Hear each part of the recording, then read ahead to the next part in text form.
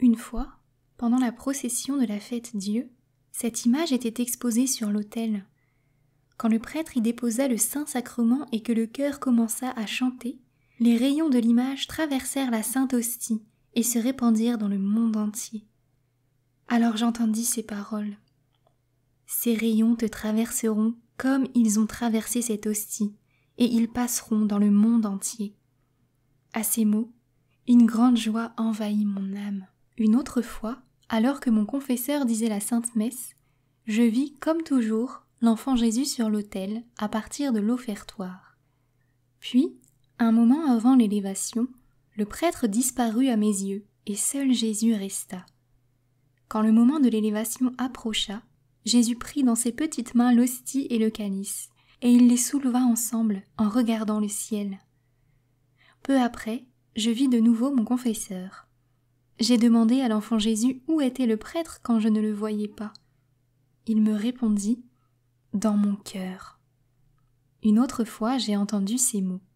« Je désire que tu vives de ma volonté dans les plus secrètes profondeurs de ton âme. » Je réfléchissais à ces mots qui m'allaient droit au cœur. C'était un jour de confession de la communauté. Or, pendant ma confession, lorsque je me fus accusée de mes péchés, le prêtre me répéta mot pour mot ce que Jésus m'avait dit avant lui. Puis il me dit ces paroles profondes. Il y a 3 degrés dans l'accomplissement de la volonté divine.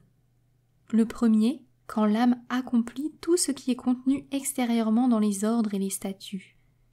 Le second, quand l'âme suit les inspirations intérieures et y est fidèle. Le troisième, quand l'âme abandonnée à la volonté de Dieu lui laisse la liberté de disposer d'elle et que Dieu fait d'elle ce qui lui plaît. Elle est un instrument docile dans sa main. Le prêtre me dit que j'en étais au 2e degré de l'accomplissement de la volonté divine, que je n'avais pas encore atteint le 3e, mais que je devais cependant m'efforcer d'y arriver. Ces paroles pénétrèrent jusqu'au fond de mon âme. Je vois clairement que Dieu donne à ce prêtre la connaissance de ce qui se passe au fond de mon âme. Cela ne m'étonne pas. Je remercie Dieu qu'il ait de tels élus. Jeudi, l'adoration nocturne. Quand je suis venue pour adorer, un recueillement intérieur me saisit immédiatement. J'ai aperçu Jésus attaché à une colonne, dépouillé de ses vêtements, et tout de suite la flagellation commença. J'ai vu 4 hommes qui tour à tour frappaient le Seigneur avec des fouets. Le cœur me manquait en regardant ce supplice. Et le Seigneur me dit « Je souffre une plus grande douleur que celle que tu vois. » Et Jésus me fait connaître pour quel péché il se soumit à la flagellation. Ce sont les péchés d'impureté. Oh, que les souffrances morales de Jésus furent cruelles quand il se soumit à la flagellation. Il me dit alors « Regarde et vois le genre humain dans son état actuel. » Et au même instant, je vis des choses horribles. Les bourreaux abandonnèrent Jésus et d'autres personnes procédèrent à la flagellation. Elles saisirent les fouets et frappèrent le Seigneur sans miséricorde. C'étaient des prêtres, des religieux, des religieuses et des hauts dignitaires de l'Église, ce qui m'a bien étonnée. Il y avait aussi des laïcs d'âges divers et de divers états. Ils exerçaient toute leur méchanceté sur l'innocent Jésus. Mon cœur était dans une sorte d'agonie. Quand les bourreaux le frappaient, Jésus se taisait et regardait au loin. Mais quand ces âmes dont j'ai parlé plus haut se mirent à le flageller, Jésus ferma les yeux et un gémissement sourd mais terriblement douloureux s'exhala de son cœur. Il me fit voir en détail et connaître la gravité de la méchanceté et de l'ingratitude de ces âmes. Vois-tu, c'est là un supplice plus douloureux pour moi que la mort. Alors mes lèvres se turent et sans mot dire, j'ai commencé à ressentir l'agonie. Je sentais que personne ne pourrait me consoler, ni m'arracher à cet état, sinon celui qui m'y avait mise. Et le Seigneur me dit « Je vois la douleur sincère de ton cœur, qui a apporté un immense soulagement à mon cœur. Regarde et console-toi. » Alors j'ai aperçu Jésus cloué à la croix. Il était suspendu à la croix depuis un moment, quand je vis toute une légion d'âmes crucifiées comme lui. et je vis une 2e légion d'âmes et une 3e légion d'âmes. La 2e légion n'était pas clouée à la croix, mais les âmes tenaient fermement la croix en main. La 3e légion n'était ni crucifiée, ni en ferme possession de la croix. Ces âmes traînaient leur croix derrière elles d'un air mécontent. Alors Jésus me dit : « Vois-tu, ces âmes qui me ressemblent dans les souffrances et dans les mépris me ressembleront aussi dans la gloire. Et celles qui sont le moins semblables à moi dans les souffrances et les mépris seront aussi moins semblables à moi dans la gloire. » Parmi les âmes crucifiées, le plus grand nombre étaient des âmes d'ecclésiastiques. J'ai reconnu aussi en croix des âmes que je connaissais, ce qui m'a causé une grande joie. Alors Jésus me dit : « Dans ta méditation de demain, tu vas réfléchir à ce que tu as vu aujourd'hui. » Et aussitôt Jésus disparut. Vendredi. J'étais malade et je ne pouvais pas assister à la Sainte Messe. À 7h du matin, j'ai vu mon confesseur en train de célébrer la Sainte Messe, au cours de laquelle j'ai vu l'enfant Jésus. À la fin de la Sainte Messe, la vision disparut et je me suis retrouvée dans ma cellule, comme auparavant. Une joie indicible s'empara de moi, parce que, ne pouvant être présente à la Sainte Messe dans notre chapelle, j'avais assisté à la Sainte Messe dans une église bien éloignée. Jésus peut remédier à tout. 30 juillet 1935. Fête de Saint Ignace. J'ai ardemment prié ce saint.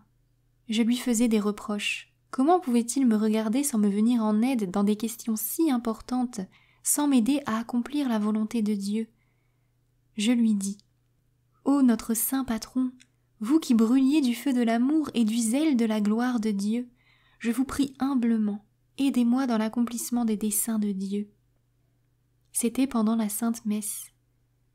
Alors j'ai vu saint Ignace du côté gauche de l'autel, un grand livre à la main qui me dit : « Ma fille, je ne suis pas indifférent à ton affaire. Cette règle peut s'adapter dans cette congrégation. » Montrant de la main le grand livre, il disparut. J'ai été infiniment heureuse de ce que les saints pensent à nous et que notre union avec eux soit si étroite. Ô bonté divine, comme le monde intérieur est beau, dès ici-bas nous pouvons vivre en communion avec les saints.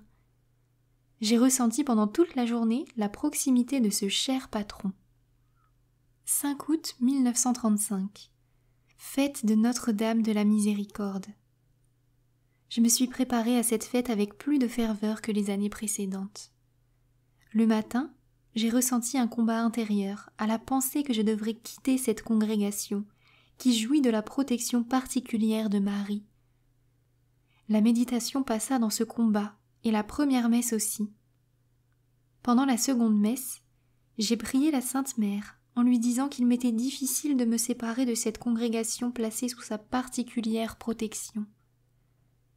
Je vis alors la Sainte Vierge, indiciblement belle, venir de l'autel vers mon prie-Dieu. Elle me serra contre elle et me dit : « Je suis votre mère, grâce à l'insondable miséricorde de Dieu, et l'âme m'est d'autant plus agréable qu'elle remplit fidèlement la volonté divine. » Elle m'a fait comprendre que je réalisais tous les souhaits de Dieu et que pour cette raison j'avais trouvé grâce à ses yeux. Sois courageuse, n'aie pas peur des obstacles illusoires, mais fixe tes regards sur la passion de mon Fils. De cette manière, tu remporteras la victoire. Adoration nocturne. Je me sentais bien souffrante et il me semblait que je ne pourrais pas faire mon adoration. Cependant, j'ai rassemblé toutes les forces de ma volonté, et bien que je sois tombée à terre dans ma cellule, je n'accordais aucune attention à ce qui me faisait mal, ayant la passion de Jésus devant les yeux. Lorsque je suis arrivée à la chapelle, j'ai compris intérieurement quelle grande récompense Dieu nous prépare, non seulement pour les bonnes actions, mais aussi pour le sincère désir de les remplir. Quelle est grande cette grâce de Dieu! Oh, comme il est doux de se donner beaucoup de mal pour Dieu et pour les âmes. Je ne veux point de repos dans ce combat. Je vais lutter jusqu'au dernier souffle de ma vie pour la gloire de mon roi et Seigneur. Je ne poserai pas le glaive jusqu'à ce qu'il m'appelle devant son trône. Je n'ai pas peur des coups, car Dieu est mon bouclier. C'est l'ennemi qui devrait avoir peur de nous, et non nous de lui. Satan ne remporte de victoire que sur les orgueilleux et les poltrons, car les humbles sont forts. Rien ne confondra ni n'effraiera une âme humble. Elle a dirigé son vol droit sur le brasier du soleil, et rien ne pourra l'arrêter. L'amour ne se laisse pas emprisonner, il est libre comme un roi. L'amour atteint Dieu. Un jour, après la Sainte Communion, j'ai entendu ces mots. « Tu es notre demeure ». À ce moment, j'ai ressenti dans mon âme la présence de la Sainte Trinité, Père, Fils et Saint-Esprit. Je sentais que j'étais le temple de Dieu. Je sens que je suis l'enfant du Père. Je ne puis expliquer tout cela, mais mon esprit le comprend bien. Ô bonté infinie, comme vous vous abaissez vers votre misérable créature. Si les âmes voulaient se recueillir, Dieu leur parlerait tout de suite, car c'est la dispersion qui assourdit la parole du Seigneur. Une fois, le Seigneur me dit « Pourquoi as-tu peur? Et pourquoi frémis-tu quand tu es uni à moi? Cela ne me plaît pas que l'âme se laisse aller à de vaines peurs. Qui oserait te toucher lorsque tu es avec moi? L'âme est ma bien-aimée quand elle croit à ma bonté et qu'elle se fie complètement à moi. Je la comble de ma confiance et je lui donne tout ce qu'elle demande. Et une autre fois, ma fille, prends les grâces que dédaignent les autres, prends-en autant que tu peux en porter. À cet instant, mon âme fut inondée de l'amour divin. Je sens que je suis unie au Seigneur si étroitement que je ne trouve pas de mots pour bien définir cette union. Et soudain, je sens que tout ce que Dieu possède, tous les biens et tous les trésors sont à moi. Je ne m'en préoccupe cependant pas beaucoup, car il me suffit, lui seul, l'unique. En lui je vois tout et rien sans lui. Je ne cherche pas de bonheur en dehors de mon être intérieur où demeure Dieu. Je me réjouis de Dieu à l'intérieur de moi-même. Je vis sans cesse avec lui. C'est là ma grande intimité avec lui. J'y demeure, sûre de lui, à l'abri des regards humains. La Sainte Vierge m'encourage à me comporter de la sorte avec Dieu. Quand survient une souffrance, elle ne me cause aucune amertume. Les grandes consolations ne m'enorgueillissent pas. En moi règne la paix et l'égalité d'âme qui découlent de la connaissance de la vérité. Vivre entouré de cœurs mal disposés ne peut me nuire, puisque mon âme connaît la plénitude du bonheur. La bienveillance des autres ne m'aidera pas si Dieu n'est pas dans mon propre cœur. Villeneuve, le 12 août 1935. Retraite de 3 jours. La veille de la retraite, au soir, en écoutant les points de la méditation, j'ai entendu ces paroles. Pendant cette retraite, je te parlerai par la bouche de ce prêtre pour t'assurer de l'authenticité des paroles que je t'adresse au fond de l'âme. Bien que ce soit une retraite pour toutes les sœurs, je te prends spécialement en considération pour te fortifier et te rendre intrépide dans toutes les contrariétés qui t'attendent. Aussi, écoute soigneusement les paroles du prêtre et médite-les dans les profondeurs de ton âme. Quel ne fut pas mon étonnement en constatant que tout ce que le Père disait de l'union avec Dieu et des obstacles à cette étroite union, je l'avais littéralement vécu dans mon âme. Jésus qui se communique à moi au fond de l'âme m'en avait déjà parlé. La perfection consiste en cette étroite union à Dieu. Pendant la méditation de 9 heures, le Père parlait de la miséricorde divine et de la bonté de Dieu envers tous. Il disait que lorsque nous repassons l'histoire de l'humanité, à chaque pas, nous voyons cette grande bonté de Dieu. Tous les attributs de Dieu, comme sa toute-puissance, s'efforcent de nous dévoiler ce suprême attribut de Dieu, sa bonté. Mais beaucoup d'âmes qui tendent à la perfection ne connaissent pas cette grande bonté de Dieu. Tout ce que le Père disait pendant cette méditation sur la bonté de Dieu est exactement ce que Jésus m'a confié à propos de la fête de la miséricorde. Tout est clair maintenant au sujet de ce que le Seigneur m'a promis. Je n'éprouve plus aucun doute. La parole de Dieu est claire et nette. Pendant toute cette méditation, je voyais Jésus sur l'autel en tunique blanche. Il tenait en main le cahier dans lequel j'écris ceci. Pendant toute la méditation, Jésus feuilletait les pages du cahier et se taisait. Cependant mon cœur ne pouvait plus supporter le feu qui brûlait mon âme. Malgré l'effort de ma volonté pour me maîtriser et ne pas faire voir à mon entourage ce qui se passait en mon âme, vers la fin de la méditation, je sentis que je ne dépendais plus de moi-même. Alors Jésus me dit « Tu n'as pas tout écrit dans ce cahier sur ma bonté envers les hommes. Je désire que tu n'omettes rien et que ton cœur soit affermi dans une paix complète. Ô Jésus, mon cœur cesse de battre quand je considère tout ce que vous avez fait pour moi. Je vous admire, Seigneur, de vous abaisser à ce point vers mon âme misérable. Quels moyens inconcevables vous employez pour me persuader. C'est la première fois de ma vie que je fais une telle retraite. Je comprends d'une manière particulière et claire chaque mot du Père, ayant déjà vécu tout cela en mon âme. Je vois maintenant que Jésus ne laissera pas dans l'incertitude une âme qu'il aime sincèrement. Jésus désire que l'âme soit en étroit rapport avec lui et remplie de paix malgré les souffrances et les contrariétés. Je comprends bien maintenant que ce qui unit le plus étroitement l'âme à Dieu, c'est le renoncement à soi, c'est-à-dire l'union de notre âme à la volonté de Dieu. Cela rend l'âme vraiment libre, l'aide à avoir un profond recueillement de l'esprit, lui rend légère toutes les peines de la vie et la mort douce. Jésus m'a dit que si j'avais quelque incertitude en ce qui concerne cette fête ou la fondation de cette congrégation, ou sur tout autre point dont il m'a parlé au fond de l'âme, il me répondrait immédiatement par la bouche de ce prêtre. Pendant une méditation sur l'humilité, une vieille inquiétude me revint à l'esprit. Une âme aussi misérable que la mienne ne peut accomplir la tâche que le Seigneur exige. À cet instant, alors que j'examinais ce doute, le prêtre qui prêchait la retraite interrompit le fil de son discours et parla de ce dont je doutais, c'est-à-dire que Dieu choisit, la plupart du temps, les âmes les plus faibles et les plus simples comme instruments pour réaliser ses plus grandes œuvres. Et c'est une vérité incontestable, car c'est ainsi qu'il a choisi les apôtres. Et voyons dans l'histoire de l'Église quelles grandes œuvres ont été accomplies par des âmes qui en étaient le moins capables, car justement de cette manière, les œuvres de Dieu nous montrent qu'elles sont vraiment de Dieu.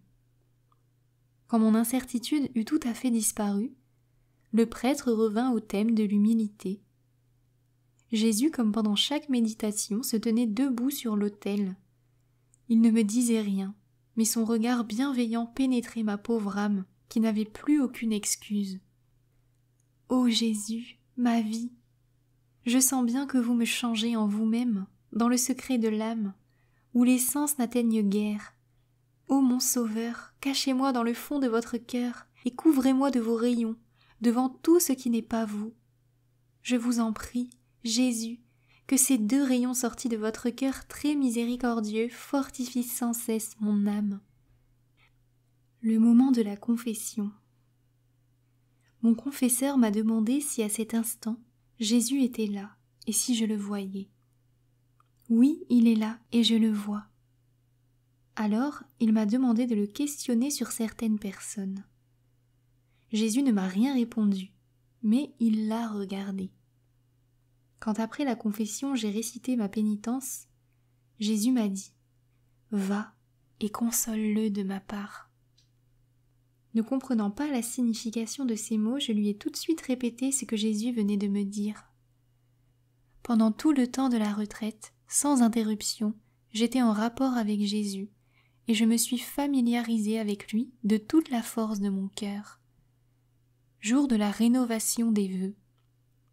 Au commencement de la Sainte Messe, comme d'habitude, j'ai vu Jésus. Il nous bénissait, puis il est entré dans le tabernacle.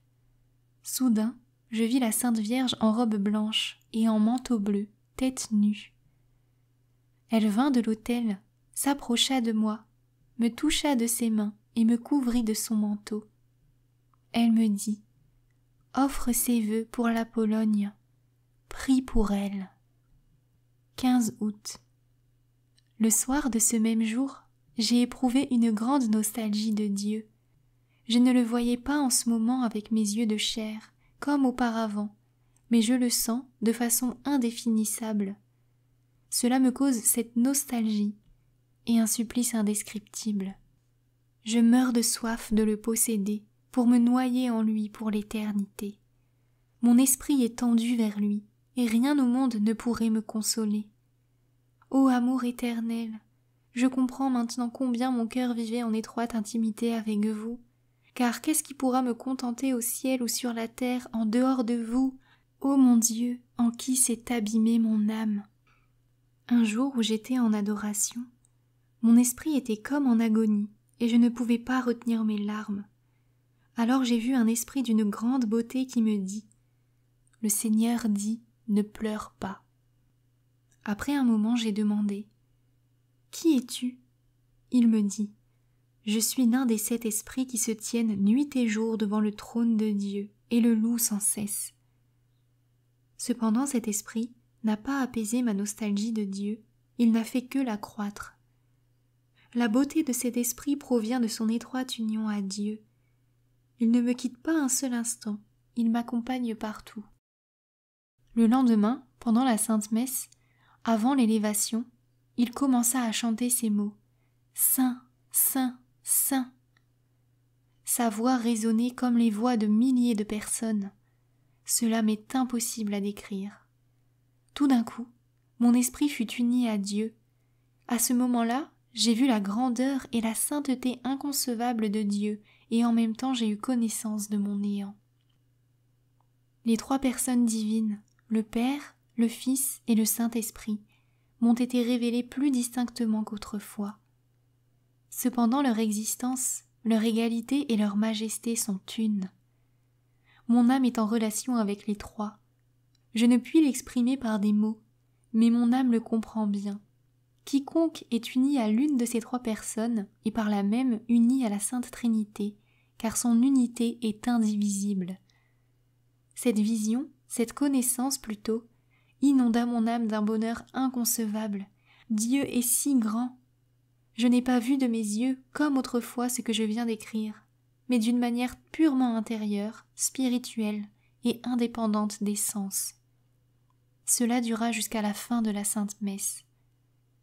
Maintenant, cela m'arrive souvent, non seulement à la chapelle, mais aussi pendant le travail et dans les moments où je m'y attends le moins.